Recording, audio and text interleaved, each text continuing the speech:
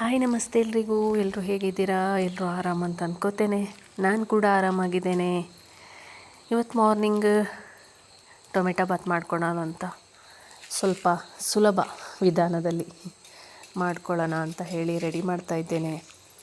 ನನ್ನ ಚಾನಲ್ನ first time ನೋಡಿದರೆ ಸಬ್ಸ್ಕ್ರೈಬ್ ಮಾಡೋಕ್ಕೆ ಮರಿಬೇಡಿ.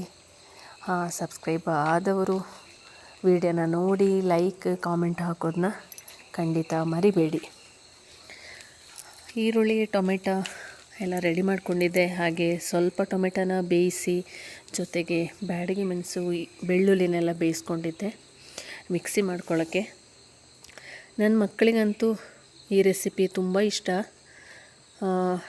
ಬೇಗ ಆಗುತ್ತೆ, ನನಗೆ ಬೇರೆ ಎಲ್ಲ ಕೆಲಸ ಮಾಡ್ಕೊಳ್ಳೋಕ್ಕೆ ಈಸಿ ಆಗುತ್ತೆ. ಇದನ್ನ ಮಾಡಿಕೊಂಡ್ರೆ ಎಲ್ಲ ರೆಡಿ ಮಾಡಿ ಕುಕ್ಕರಿಗೆ ಹಾಕಿಟ್ರೆ ಬೇರೆ ಎಲ್ಲ ಕೆಲಸಗಳನ್ನ ಮಾಡ್ಕೋಬೋದು. ದೋಸೆ ರೊಟ್ಟಿ ಎಲ್ಲ ಮಾಡೋದಾದರೆ ಅಲ್ಲಿ ತುಂಬ ಹೊತ್ತು ಟೈಮ್ ವೇಸ್ಟ್ ಆಗುತ್ತೆ.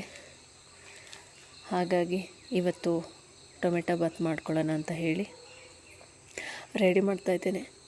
ತುಂಬ ಜನ ಇರೋ ಕಾರಣ ಮನೆಯಲ್ಲಿ ಎಲ್ಲ ಫುಡ್ಡು ಮಾಡೋದಾದರೂ ತುಂಬಾ ಬೇಕಾಗತ್ತೆ. 6 ಜನ 7 ಜನ ಎಲ್ಲ ಇದ್ದೇವೆ ಮನೇಲಿ.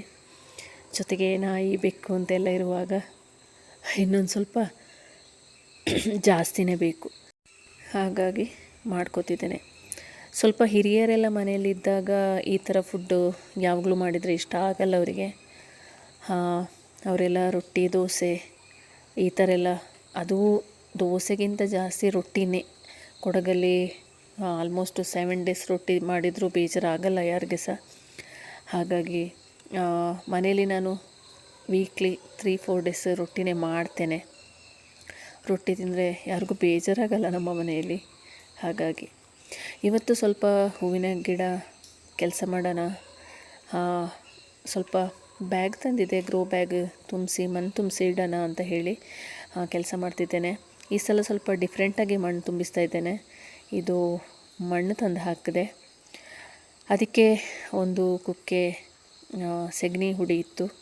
ನಮ್ಮ ಗಂಗಮ್ಮಂದು ಸೆಗಣಿ ಬೇಸಿಗೆಗಾಲದಲ್ಲೆಲ್ಲ ತೆಗೆದು ಹಾಕ್ತೇವಲ್ವ, ಅದು ಚಂದ ಎರೆಹುಳ ಇದ್ದ ಕಾರಣ ಸ್ವಲ್ಪ ಹುಡಿ ಹುಡಿ ಆಗಿದೆ. ಈ ಹುಡಿನ ಮಣ್ಣಿಗೆ ಮಿಕ್ಸ್ ಮಾಡ್ತಾಯಿದ್ದೇನೆ. ನೋಡಿದ್ರಲ್ಲಿ ಎರೆಹುಳ ಇದೆ. ಮಿಕ್ಸ್ ಮಾಡೋಣ ಅಂತ ಹೇಳಿ ಒಂದು ಕುಕ್ಕೆ ಸೆಗಣಿ ಹುಡಿ ತಂದೆ. ಜೊತೆಗೆ ಈ ಮಣ್ಣು ಮತ್ತು ಸೆಗಣಿ ಸೇರಿದಾಗ ಪಾಟಿಗೆ ಹಾಕಿದ ಮೇಲೆ ಗಟ್ಟಿಯಾಗತ್ತೆ ಅನ್ನೋ ಕಾರಣಕ್ಕೆ ಮರಳು ಕೂಡ ಮಿಕ್ಸ್ ಮಾಡ್ತಾ ಇದ್ದೇನೆ. ಆಗ ಸ್ವಲ್ಪ ಗಟ್ಟಿಯಾಗಲ್ಲ. ಗಟ್ಟಿಯಾದ ತಕ್ಷಣ ಬೇರೆಲ್ಲ ಸತ್ತೋಗತ್ತೆ, ಎಲೆ ಗಟ್ಟಿಯಾದ ತಕ್ಷಣ. ಅದಕ್ಕೋಸ್ಕರ ಇದು ಸ್ವಲ್ಪ ಪುತ್ತೂರಿಂದ ತಂದಿರೋ ಗ್ರೋ ಬ್ಯಾಗ್. ನಾನು ಬೇರೆ ಪಾಟೆಲ್ಲ ಯೂಸ್ ಮಾಡಿ ಸಾಕಾಗಿದೆ ನನಗೆ. ಹಾಗಾಗಿ ಈ ಸಲ ಗ್ರೋ ಬ್ಯಾಗ್ ತಂದಿದ್ದೇನೆ. ಇದನ್ನು 3 ಮಿಕ್ಸ್ ಮಾಡಿ ಗ್ರೋ ಬ್ಯಾಗಿಗೆ ತುಂಬಿಸಿ ಹೂವಿನ ಗಿಡನೆಲ್ಲ ನೆಡೋಣ ಅಂತ ಹೇಳಿ ಇವತ್ತು ಈ ಕೆಲಸ ಮಾಡ್ತಾಯಿದ್ದೇನೆ. ಇದೊಂದು ಕೆಲಸ ಮಾಡೋದು ಖುಷಿ. ಈ ಕೆಲಸ ಮಾಡಿ ಆ ಗಿಡ ನೆಟ್ಟು ಅದರಲ್ಲೊಂದು ಚಿಗುರು ಬಂದು ಮೊಗ್ಗು ಬಂದಾಗ ಹಾಗೆ ಮುಖದಲ್ಲಿ ಹೂ ಅರಳಿದ ಹಾಗೆ ನಗು ಕೂಡ ಅರಳುತ್ತೆ ಅಲ್ವ. ಕಾಯ್ತಾ ಇರ್ತೇನೆ ಡೈಲಿ ಹೋಗಿ ನೋಡೋಕ್ಕಿದೆ ಚಿಗುರು ಬಂತ, ಹೇಗಿದೆ ಗಿಡ ಅಂತ. ಆ ಖುಷಿನೇ ಬೇರೆ ಇರುತ್ತೆ. 20 ಪ್ಲಾಸ್ಟಿಕ್ ತರಿಸಿದ್ದು ನಾನು. ಆ್ಯಕ್ಚುಲಿ ಈ ಒಂದು ಪ್ಲಾಸ್ಟಿಕ್ಕಿಗೆ 14 ರೂಪಾಯಿ. 20 ಪ್ಲಾಸ್ಟಿಕ್ ತರಿಸಿದ್ದು. ಒಳ್ಳೆಯದಾದರೆ ಅಂದರೆ ಗಟ್ಟಿಯಾಗಿ 1 ವರ್ಷ ಎಲ್ಲ ಬಾಳಿಕೆ ಬಂದರೆ ಇನ್ನು ಸ್ವಲ್ಪ ತರಿಸಬೇಕು.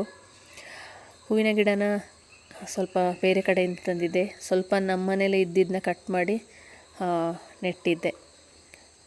ಒಂದೇ ಗಿಡ ಇದ್ದರೆ ಅದು ಸತ್ತು ಹೋದರೆ ಮತ್ತೆ ಬೇರೆ ಯಾರಲ್ಲಾದರೂ ಕೇಳಬೇಕು. ಅದಕ್ಕೋಸ್ಕರ ಬೇರೆ ಒಂದು ದೊಡ್ಡ ಗಿಡ ಇದ್ದರೆ 2-3 ಗಿಡ ಮಾಡಿಡ್ತೇನೆ ನಾನು, ಬೇರೆ ಯಾರಲ್ಲಿ ಕೇಳುವ ಸಂದರ್ಭ ಬರಬಾರ್ದು ಅಂತ ಈ ಕೆಲಸ ಮಾಡ್ತಾಯಿರ್ತೇನೆ.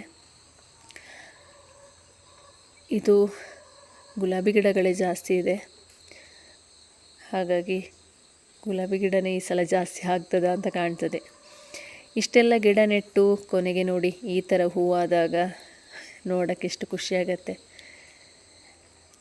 ಯಾರಿಗೆಲ್ಲ ಹೂವಿನ ಗಿಡ ನೆಡೋದು, ಗಾರ್ಡನ್ ಮಾಡೋದು ಇಷ್ಟ ಅಂತ ಹೇಳಿ ಕಮೆಂಟಲ್ಲಿ ಹೇಳಿ ನನಗೆ. ನನಗಂತೂ ಇಷ್ಟ. ಹಾಗಾಗಿ ಮಾಡ್ತಾ ಇರ್ತೇನೆ ಅದರ ಕೆಲಸನ. ಖಂಡಿತ ನನ್ನ ಈ ವಿಡಿಯೋ ನಿಮಗೆ ಇಷ್ಟ ಆಗತ್ತೆ ಅಂತ ಅಂದ್ಕೋತೇನೆ. ಇಷ್ಟ ಆದಲ್ಲಿ ಲೈಕ್ ಶೇರ್ ಕಮೆಂಟ್ಸ್ ಎಲ್ಲ ಮಾಡಿ ಸಪೋರ್ಟ್ ಮಾಡಿ ಅಂತ ಹೇಳ್ತಾ ನನ್ನ ಈ ವಿಡಿಯೋನ ಎಂಡ್ ಮಾಡ್ತಿದ್ದೇನೆ. ಫಸ್ಟ್ ಟೈಮ್ ನೋಡಿದರೆ ಖಂಡಿತ ಸಬ್ಸ್ಕ್ರೈಬ್ ಮಾಡಲಿಕ್ಕೆ ಮರಿಬೇಡಿ. Thank you so much. ವಿಡಿಯೋನ ಫುಲ್ ವಾಚ್ ಮಾಡಿದರೆ ಥ್ಯಾಂಕ್ ಯು.